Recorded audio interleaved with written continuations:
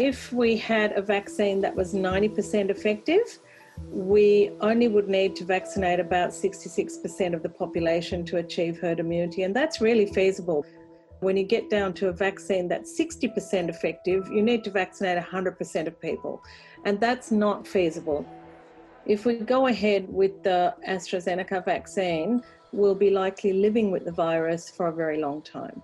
We know that the AstraZeneca vaccine has had results of up to 90% of effectiveness in terms of prevention. That's after 2 doses, though. If we're talking about one, it's around Correct. 60 to 7%.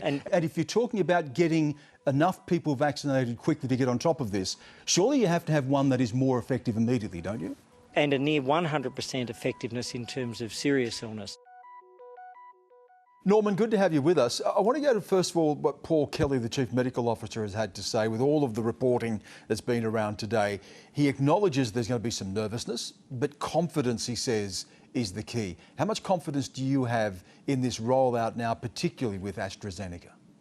So confidence really surrounds safety. And this is a safe vaccine. So that's not the debate, the safe vaccine. It might even be safer than the Pfizer vaccine, which does cause allergy in a small number of people because of one of the components. So it's a safe vaccine, and you could be confident in that. The debate is around what our expectations are of the vaccine. So if this was the only vaccine that we had around the world, we'd be actually quite happy with it. It's better than the flu vaccine, and in 60% of people, it will prevent going on to getting disease. So that's pretty good by vaccine terms. What's really hobbled the Astra vaccine is that there are now vaccines that are better than that, that are 95% effective. And it's possible the Astra vaccine could get to that level, but there are no data yet to show that that's the case. Yeah, and there's a real debate now around this efficacy. And of course, understandably, people are going to be confused because they hear about the Pfizer vaccine and we're going to get an early rollout of that, and then AstraZeneca. Just put the two of them side by side and work through what the relative merits are and why we would be having more of the AstraZeneca rollout than Pfizer. I'll start with the last question first. The reason we're going to get more is we've got more doses in the country and we're making them when we've got enough doses of the Astra vaccine to immunise the whole of Australia. So that's why, and it's cheap, and and it's safe. So that's why the Astra one's sitting there. The problem for the government is it probably hasn't bought widely enough at this stage. So the Pfizer one will protect people against disease to that 95% level, which is much better than the Astra vaccine. The question, and it's about expectations, I think the expectation by most Australians is, and we've been told this for a year now, is this will be over when we get a vaccine. The trouble is the vaccines prevent disease, not necessarily transmission. Now, we do know that the Astra vaccine is, in fact, the only one we've got good data on, does prevent transmission, but at a low level.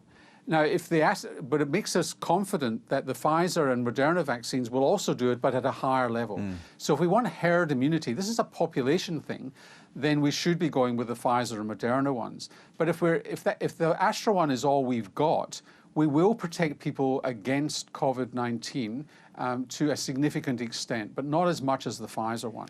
Norman, we are hearing about taking 2 doses and whether taking 2 doses of AstraZeneca would make a difference. Take us through that process. The figures I've just quoted are for 2 doses. They're all for 2 doses, apart from the Johnson vaccine that's coming through. So that's the number, 62%, 95%. The confusion over doses comes where the Astra vaccine maybe is more effective if you give half a dose or a low dose to start with and a full dose a month later. That was shown in the trial. So that's possible.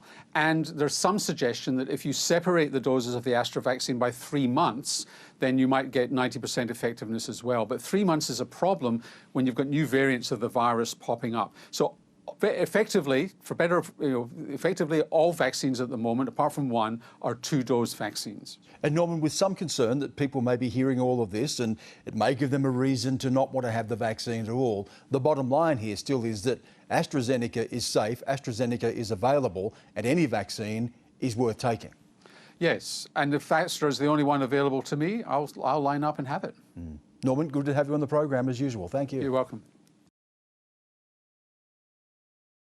Hi, I'm Lee Sales. Thanks for watching this story. If you'd like to watch more of 7:30's stories, they are on the left of your screen. And tap on the button below to subscribe and get the latest from ABC News.